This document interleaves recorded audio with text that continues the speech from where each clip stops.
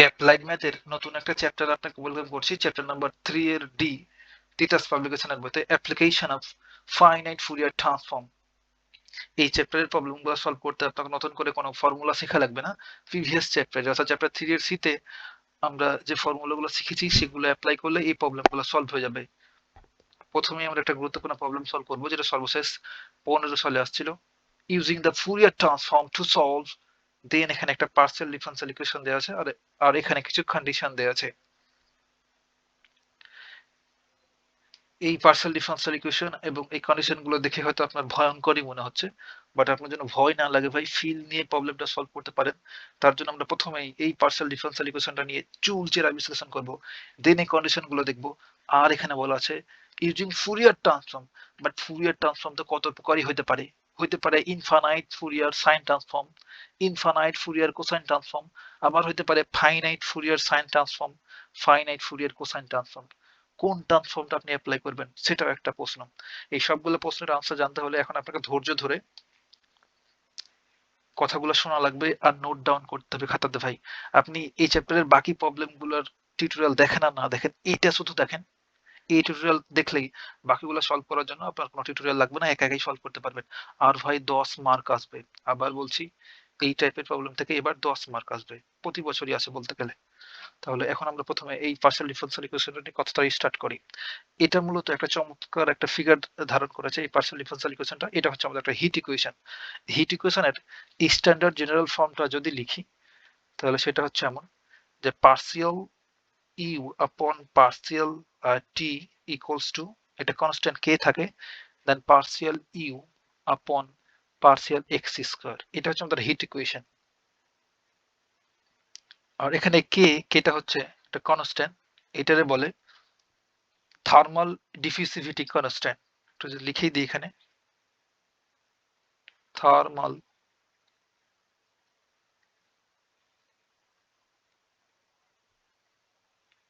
ডিফিউসিভিটি constant. এটা দ্বারা আসলে কি মিন করে, এটা দ্বারা বোঝায় যে কোনো বস্তু কত দ্রুত তাপ পরিবহন করতে পারে। একটু লিখেই দিই এখানে, বস্তু কত দ্রুত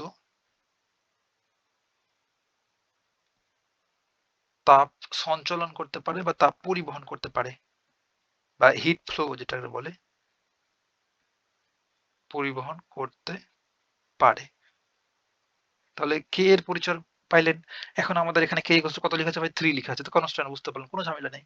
এখন এই অংশটুকু দ্বারা কি মিন করছে, এটা দ্বারা বোঝাই চেঞ্জ অফ টেম্পারেচার, তাপমাত্রার পরিবর্তন। টি টাইমে তাপমাত্রার পরিবর্তন, অবশ্যই টাইমের রেসপেক্টে, কিংবা বলতে পারেন সময়ের সাথে তাপমাত্রার পরিবর্তন। সময়ের সাথে তাপমাত্রার পরিবর্তন। আর বাকি যেটা পুরো আছে এই অংশটুকু দ্বারা কি মিন করে, এটা দ্বারা বোঝায় temperature graph, sorry temperature curve. এটা হচ্ছে টেম্পারেচার কার্ভ। এটা দ্বারা মিন করে ভাই, যত বেশি কার্ভ হবে হিট ফ্লোটা তত বেশি হবে, অর্থাৎ কার্ভটা যত বেশি বাঁকানো হবে হিট ফ্লোটা তত বেশি হবে। তাহলে এখন ভাই আপনি আশা করছি এই পার্সিয়াল ডিফারেনশিয়াল ইকুয়েশনটা ফিল করতে পারছেন। বাট এটুক নিয়ে আর একটু কথা, যে এই ক্যাপিটাল ইউটা নিয়ে আমরা চ্যাপ্টার 3 এর সি পড়ার সময় দেখেছিলাম, দেন বলছিলাম যে ক্যাপিটাল ইউ এটা হচ্ছে একটা টু ভেরিয়েবলের ফাংশন, একটা হচ্ছে এক্স এবং টি, এই দুটার ফাংশন। আর এটা, আর একটু আগেই বললাম যে ইউ দ্বারা মূলত টেম্পারেচারকে বোঝায়। ইউ এটা হচ্ছে তাপমাত্রা।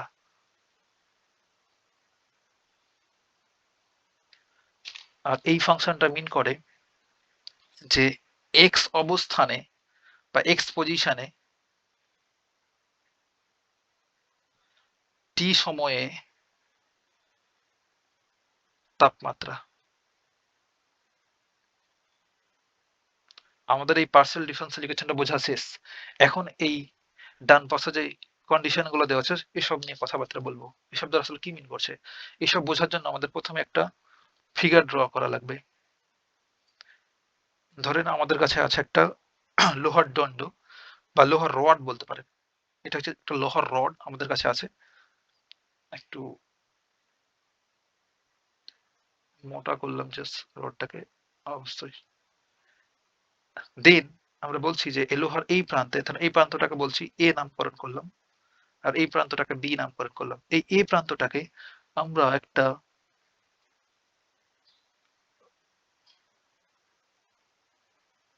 বরফের পাত্রে ডুবাই রাখলাম, আইস, একটা বরফের পাত্রে ডুবাই রাখলাম। আর রাইট সাইডটা এই বি প্রান্তটা আরো একটা বরফের পাত্রে ডুবাই রাখলাম, এখানে আইস। তাহলে বলেন তো ভাই, যখন এই লোহা এই বরফের পাত্রে ডুবানো আছে এই প্রান্তটা, তখন এই প্রান্তের টেম্পারেচারটা কত হবে? টেম্পারেচার টি ইকুয়ালস টু হবে 0 ডিগ্রি সেলসিয়াস, তাই না? তাহলে এই বি প্রান্তে এটার টেম্পারেচারটা কত হবে? টি ইকুয়ালস টু, ক্যাপিটাল টি দ্বারা আমরা টেম্পারেচার বোঝাই 0 ডিগ্রি সেন্টিগ্রেড, তাই না? একদম তাই। আর আমরা এই যে লোহার দণ্ডটা নিলাম, ওর রডটা, এর টোটাল দৈর্ঘ্যটা হলো 2 মিটার। আর এর দৈর্ঘ্যটাকে যদি এক্স চিন্তা করি, তাহলে কি বলবো? X equals to 2 metre. এখন আমরা এই লেফট সাইড থেকে এখান থেকে গণনা শুরু করলাম, তাহলে এই পয়েন্টে লোহার দৈর্ঘ্য কত? X equals two just zero না, 0 মিটার। দেন এতটুকু যাওয়ার পর এই পয়েন্টে এই রডের দৈর্ঘ্যটা হয়ে গেল এক্স ইকুয়ালস টু 2 মিটার, তাই না? একদম তাই। এখন যদি আমরা এই ফাংশনটা অ্যাপ্লাই করি, তাহলে কি হবে? তাহলে ইউ অফ, আমাদের প্রথমে আছে এক্স পজিশনে, তাহলে পজিশনটা হলো এখানে এক্স ইকুয়ালস টু জিরোতে, এক্স ইকুয়ালস টু জিরোতে, আর টাইম টিতে। আর টাইম এটা অবশ্যই অলওয়েজ গ্রেটার দেন জিরো হইতে হবে, টাইম তো নেগেটিভ হইতে পারে না। তাহলে টাইম যখন টি, আর এখানে লোহার দণ্ডের পজিশনটা যখন আমাদের জিরোতে, তখন টেম্পারেচার এই প্রান্তটা যেহেতু আইসে ডুবানো আছে, বরফে, তখন টেম্পারেচার 0 ডিগ্রি সেন্টিগ্রেড। তাহলে এটা ইকুয়ালস টু কি লিখতে পারবো? জিরো। এটা একটা বাউন্ডারি না লেফট সাইডে? আর রাইট সাইডে দেখান তো ভাই। তাহলে ইউ অফ, এবার কোথায় এসেছি? এক্স ইকুয়ালস টু 2 তে, যে এক্স এর ভ্যালু ফুট করছি, এক্স ইকুয়ালস টু 2 মিটার। তাহলে 2, আর টেম্পারেচার, সরি টাইম তো টি থাকবেই, এবং টাইম টি তে এটার টেম্পারেচার, এই টোটাল ফাংশনটা তাপমাত্রা বোঝাই, এটার টেম্পারেচার কত? 0 ডিগ্রি সেন্টিগ্রেড, লিখে দিলাম জিরো। এটা রাইট সাইডের বাউন্ডারি না? তাহলে এই দুটারই বলে বাউন্ডারি কন্ডিশন। বোঝাতে পারলাম? এখন আপনি ভাই এই লাইনটা দেখে অবশ্যই ফিল করতে পারছেন যে ক্যাপিটাল ই অফ 0, টি দ্বারা মিন করছে এই লেফট সাইডে বরফের প্রান্তের উপর হচ্ছে এই প্রান্তের টেম্পারেচার 0 ডিগ্রি সেন্টিগ্রেড। অবশ্যই এখানে ইকুয়ালস টু জিরো ছিল, এটা হচ্ছে ইকুয়ালস টু জিরো, এবং এটাও ইকুয়ালস টু জিরো ছিল। আমি উঠাতে ভুল করেছিলাম, হ্যাঁ? তাহলে এটা ইকুয়ালস টু জিরো এবং এটা ইকুয়ালস টু জিরো, কিংবা দুটো একসাথে সুন্দর করে বইতে জিরো লেখা থাকে, একটু দেখাই এইভাবে।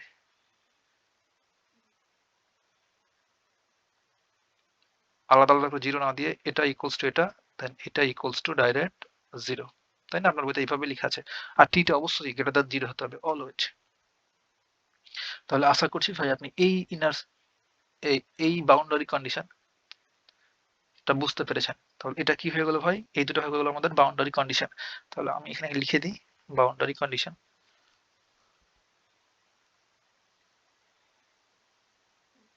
Boundary condition. তাহলে বাউন্ডারি কন্ডিশন দুটো কি পাইলাম? ইউ অফ 0, টি, এটা ইকুয়ালস টু জিরো। আরো পাইলাম যে ইউ অফ 2, টি, এখানে জিরো। আমরা টু কেন এখানে ইউজ করলাম? কারণ আমাদের এখানে টু দেওয়া ছিল, তো তার জন্য বললাম যে এই লোহার দণ্ডের দৈর্ঘ্যটা হচ্ছে 2 মিটার। 2 একক বলতে পারেন, বাট আমরা মিটার বলছি এখানে। আর অবশ্যই যেখানে টিটা অবশ্যই গ্রেটার দ্যান জিরো হইতে হবে। এই টি ভেতরে যে টি অ্যাপ্লাই করেছি টাইমটা, তাহলে এটা হয়ে গেল আমাদের বাউন্ডারি কন্ডিশন। এখন পরেরটা নিয়ে ডিসকাস করব। এখন ধরেন আমরা এখন এটা তো হিট ইকুয়েশন নিয়ে আমরা ডিসকাস করছি, তাহলে অবশ্যই আবার বলছিলাম যে তাপ পরিবহন করবে, তাপ সঞ্চালন করবে, হিট ফ্লো হবে। এর মানে কি ভাই? তাহলে তাপটা দেওয়া লাগবে। তাহলে আমরা এখানে এই মাঝ বরাবর এখানে একটা মোমবাতি জ্বালাই দিলাম।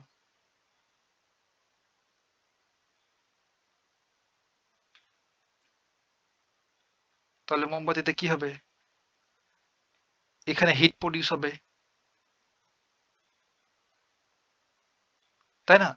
দেন এই হিট এখানে রডটা অ্যাবজর্ব করবে শোষণ করার পর এইদিকে ফ্লো হবে এবং এই পাশে ফ্লো হবে। তখন এই যে ফ্লো হবে তার জন্য একটা ফাংশন দ্বারা ডিফাইন করা হয়, সেটাই হচ্ছে আমাদের এইটা, যে capital U of x comma 0, capital U of x comma 0 equals to x. এটা হচ্ছে আমাদের ইনার্সিয়াল ইকুয়েশন বা কন্ডিশন বলতে পারেন।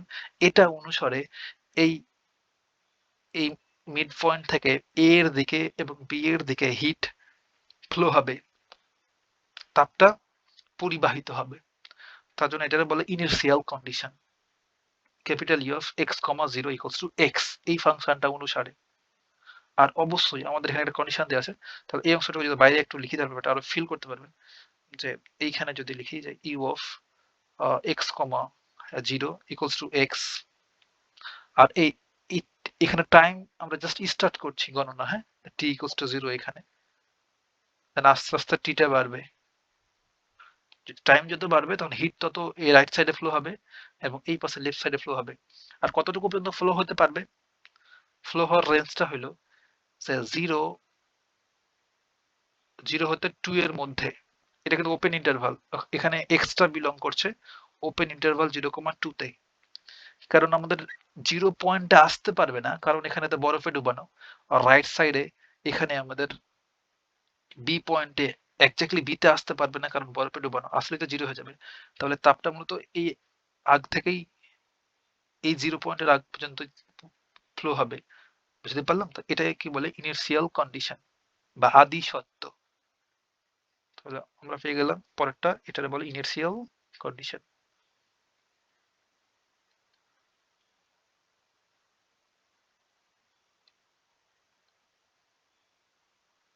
আপনি যদি ভাই এতক্ষণ দেখে থাকেন, প্রায় 12 মিনিট হয়ে গেল, তো এখন বলেন তো ভাই, এই 12 মিনিট খরচ করার পরে আপনার কি এখন এই ইকুয়েশনটা দেখে কি ভয় লাগছে? আর এই কন্ডিশন গুলো দেখে ফিল করতে পারছেন যে কোনটা দ্বারা কি মিন করছে? এখন প্রবলেমে যখন আমি ইনিশিয়াল কন্ডিশন লিখবো, তখন আপনি ভয় পাবেন না সলভ করার সময়। যখন বাউন্ডারি কন্ডিশন বলবো তখনও ভয় পাবেন না। আর এটা দেখে তো আর কোনো ভয় পাওয়ার কারণই নাই। এটা হচ্ছে আমাদের একটা হিট ইকুয়েশন। এই পাশটাতে লিখে দিই, এটা লেখা হয় না, এটা যে হিট ইকুয়েশন। এখন কথা হচ্ছে যে ফুরিয়ার ট্রান্সফর্ম অ্যাপ্লাই করতে বলছে, বাট কোন ফুরিয়ার ট্রান্সফর্মটা অ্যাপ্লাই করব সেটা এখন আমরা দেখব। কখন কোন ট্রান্সফর্ম অ্যাপ্লাই হবে?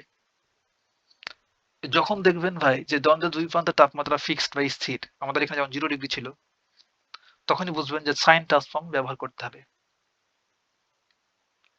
কেন সাইন্স ট্রান্সফর্ম অ্যাপ্লাই করবেন? কারণটা হচ্ছে যে আমরা যদি সাইনের গ্রাফ ড্র করি, ধরুন এটা একটা সাইন গ্রাফ, তো 0 ডিগ্রিতে সাইন 0, দেন এখানে সাইন পাই, তারপর একটা যদি পিরিয়ড কমপ্লিট করি তো এখানে সাইন 2 পাই, আবার যদি কমপ্লিট করি তাহলে 3 পাই। তাহলে এই প্রতিটা পয়েন্টে সাইনের ভ্যালু হচ্ছে 0। এখানে সাইন ইকুয়ালস টু 0, এখানে সাইন ইকুয়ালস টু 0, এখানে সাইন 0, এখানেও সাইন ইকুয়ালস টু 0। অর্থাৎ সাইন 0 ডিগ্রি ইকুয়ালস টু 0, আবার sine pi 0, sine 2 pi 0, sine 3 pi 0। আমরা জানি যে sine n pi equals to 0, তাই না? তাহলে এই সাইন ফাংশনটা প্রাকৃতিকভাবেই দুই মাথায় শূন্য হওয়ার সত্যটাকে মেনে চলে। দুই মাথায় আমরা দেখছিলাম এই রডের, এটা যদি এ প্রান্ত বলি, রডটা এটা যদি বি প্রান্ত বলি, তাহলে এখানেও 0 হচ্ছে, এখানেও 0 হচ্ছে। তো এমন যখন কন্ডিশন দেয়া থাকবে, তখন আমরা চোখ বন্ধ করে সাইন ট্রান্সফর্মের ফর্মুলাটা অ্যাপ্লাই করব। আর সাইন ট্রান্সফর্মের ফর্মুলাটা কি ছিল একটু দেখাই। এই যে এখানে আমরা ডিসকাস করছিলাম ফুরিয়ার, এইটা ফাইনাইট ফুরিয়ার সাইন ট্রান্সফর্ম। আর কেন ফাইনাইট?